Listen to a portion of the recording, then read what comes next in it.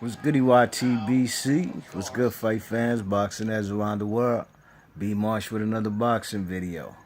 So, man, today was it looks like there was a lot of significant fights in boxing history. So I said, yo, let me run this one right quick. Let me do this one right quick. Uh, Being that it's one of my favorite fighters of all time. And, it's a short fight, you know what I'm saying? This is a fight, this happened September 27th, 1980. 1980, and this is a fight between the undisputed undisputed champion of the world, Alan Minter from the UK, fighting against Marvin Hagler, the challenger. All right. Now, Marvin Hagler, as you already know, is one of the greatest heavyweights of all time. You know what I'm saying? And the man Marvin Hagler, this guy had it took him let me look at them stats one sec. Cause the height, what was it, 5'9" to 6 feet? Yeah. Alan Minter was a tall guy, man. You know what I mean? So, this fight, like I said, is Marvin Hagler is one of the greatest middleweights of all time, if not the greatest. Some people think Sugar Ray Robinson is. Some people have Carlos Monzon. I think it's just a matter of opinion, man. I like Marvin Hagler because the very, very first two fighters I've ever known in my life as a kid was the war between 1985 in April between Marvin Hagler and Tommy Hearns. You know what I mean? And I was rooting for the tall guy with the yellow trunks. You check it until I realized, man, this guy Hagler's the truth. But anyways, this man Hagler, man, the man Hagler that I fought, it took him like 70 years. I said 70, 7 years before he got a shot. Got a shot at a world title. You know what I'm saying? The first time he got a title a shot at the world title. Excuse me. That was against Vito Antuofermo. That was a guy from Italy. I think he was based out of Brooklyn in New York.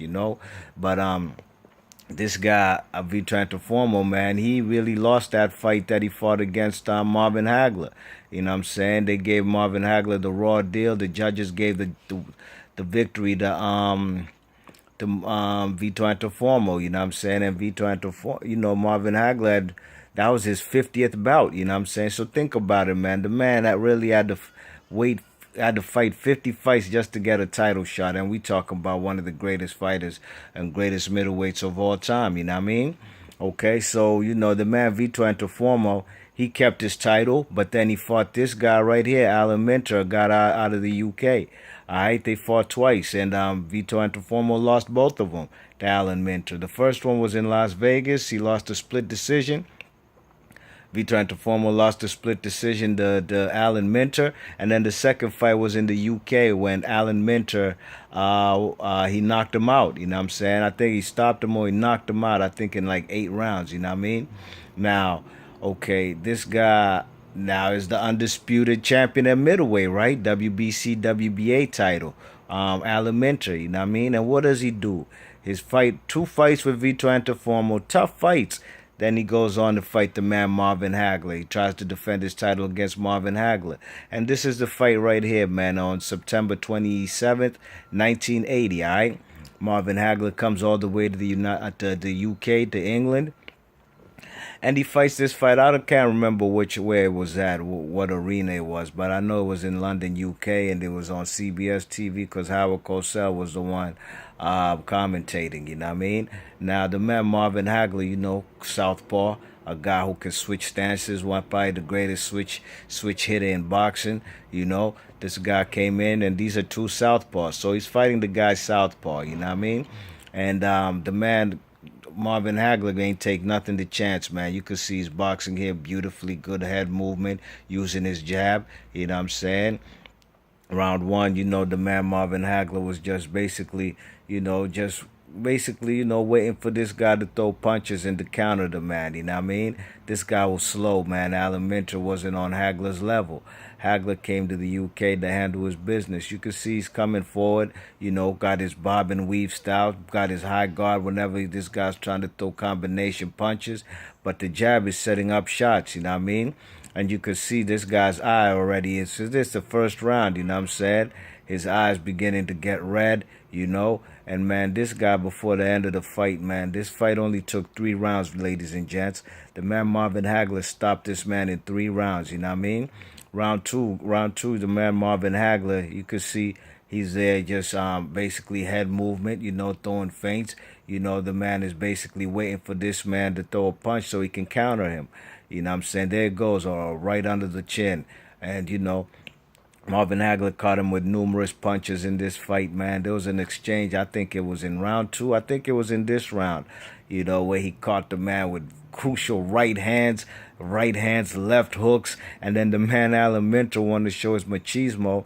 You want to show that he's a tough guy, just leaving himself mad open because he's trying to come in and fight the man Hagler. Man, this was easy work for the man Marvin Hagler. Look at that left hook right there. You know, shots to the body. You know what I mean? Marvin Hagler was just on a mission this particular night, man. He got robbed against Vitor Antuofermo. He said he ain't leaving nothing to chance in this fight. And, you know, there was some tension in this fight because the man Alan Minter said there's no way he's going to lose his title to a black man.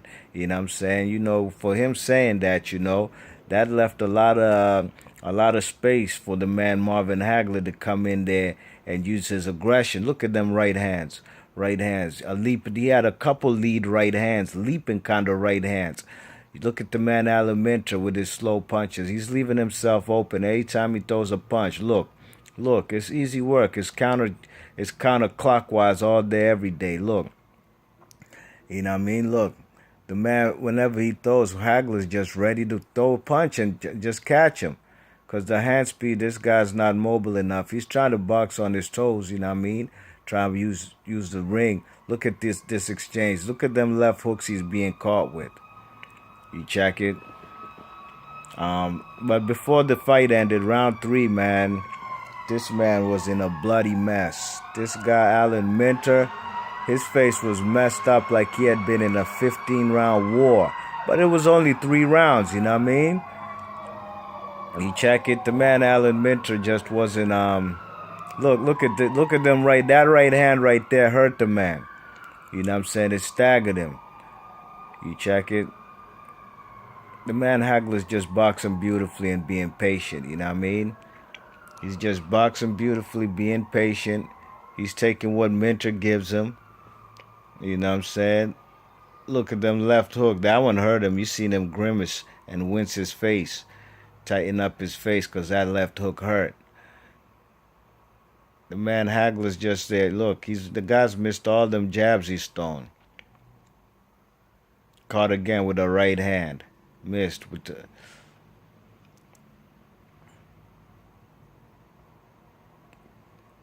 the man Hagler's on the prowl, man. He's definitely the aggressor in this fight. This was an easy fight to score, ladies and gents. The man Marvin Hagler is just crowding this man, just basically using his jab to set up other shots, you know what I mean? Look at these left hooks, uppercuts right in the middle of the exchange. Look now, oh my gosh, look at that. You see his neck snap back? Oh, another one. Look at this. Look at this beating is taking. And you know Marvin Hagler even knocked his mouthpiece out of his mouth in this round 3. This guy's taking punches at this particular time, man. He ain't even got a mouthpiece. He goes into the corner. The round ain't over, ladies and gents. The round is not even over. Look, he's bleeding. They trying to, and then they what? Look what happens. They stop the fight. Marvin Hagler's a new world. Look, the British fans are throwing beer cans into the ring. Look, you see? Beer cans. They vexed. They mad because they got lost, you know what I mean? The British fans were being a nuisance that particular evening out there in 1980 because they got beat, you know what I'm saying? And he said he's not going to lose to a black man. And the British fans are upset, you know what I'm saying? And Hagler didn't even get... Look at the police. What they call them out there? The Bobby? Them police with them hats, they don't even carry guns. But the Bobby got to escort the man Hagler out the ring. he couldn't even enjoy his world championship. You know what I'm saying? So it's a damn shame Hagler couldn't enjoy his world championship, but it was 7 years he worked hard for that title, and he finally got it. You know what I'm saying? So a lot of skeptics always said, "Oh, when they try to compare Triple G and Hagler, why I don't know, that's ridiculous." You know what I'm saying? The skeptics always say of Hagler, and anybody who freaking compares Hagler to this guy Triple G, you don't know shit about boxing, man. There was some channels the day Triple G lost to Kell Brook. I'm sorry, the day Triple G beat Kell Brook, they was talking about, oh, but Roberto Duran took Hagler the distance. Oh, and Sugar Ray Leonard, he beat Marvin Hagler. Man, you guys sound retarded, man. Those two guys you talking about, Roberto Duran's one of the greatest fighters of all time, and the man Sugar Ray Leonard and Marvin Hagler, that fight is controversial, all right? And even if, let's say, somebody does give it to Sugar Ray Leonard is an all-time great. So you can't compare Kell Brook or Triple G to guys like Marvin Hagler or Roberto Duran. You should close your channel down if you're talking that kind of fuckery, man.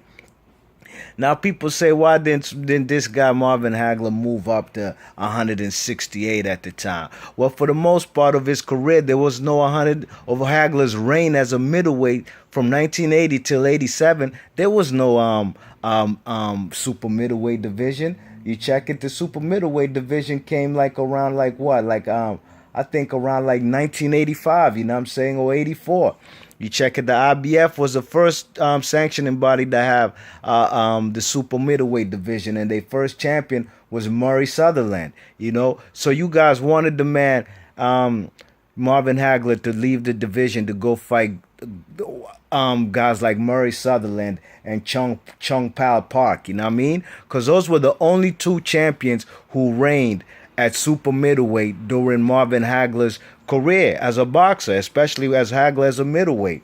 Murray Sutherland and Chung Pal Park from South Korea, you know what I mean? The WBC, their inauguration fight for super middleweight was when Sugar Ray Leonard fought Donnie Lalonde, all right? And that fight, Marvin Hagler had retired already, you know what I mean? Okay, and then the WBA, I already mentioned Chung Pal Park, and that their inauguration was 1987. Marvin Hagler had retired already, all right? And then the WBO, their first champion was 1988, was Thomas Hearns, okay? And the man Tommy Hearns, that was in 1988. The man Hagler had already beat Tommy Hearns, first of all, and 1988, Hagler had already retired, so don't come and tell me that Marvin Hagler should have moved up to 168.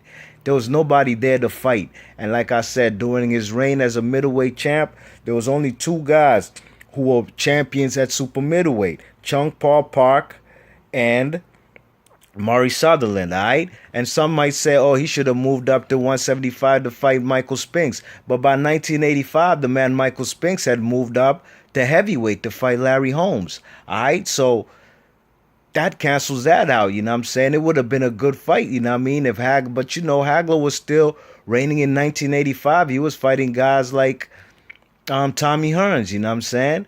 So, the man Marvin Hagler was dominant in his division, and there was no need for him to move up to 168 because there was nobody there but them two guys I mentioned, Murray Sutherland from England and Chung Pal Park from South Korea, and the man Larry Holmes at 175. I'm sorry, Michael Spinks had moved up to fight Larry Holmes at heavyweight when he moved up from light heavyweight. You know what I mean? So yeah, man, this is a significant fight in boxing history because this is the time when the one of the greatest middleweight champions of all time, top 2, top 3, arguably, Marvin Hagler, he finally gets his world title, and he does it in England on the road in 3 rounds. He makes this guy quit, makes him bleed. You see how Marquez was bleeding when he knocked out Pacquiao, and he was excited. His face was all bloody, you know what I'm saying, from what Pacquiao had done to him before he knocked him out. That's how this guy Alan Minter's face looked, and it only took 3 rounds. All right, B-Marsh Boxing, let me know what you think about this vid and Marvin Hagler's fight against Alan Minter in the UK.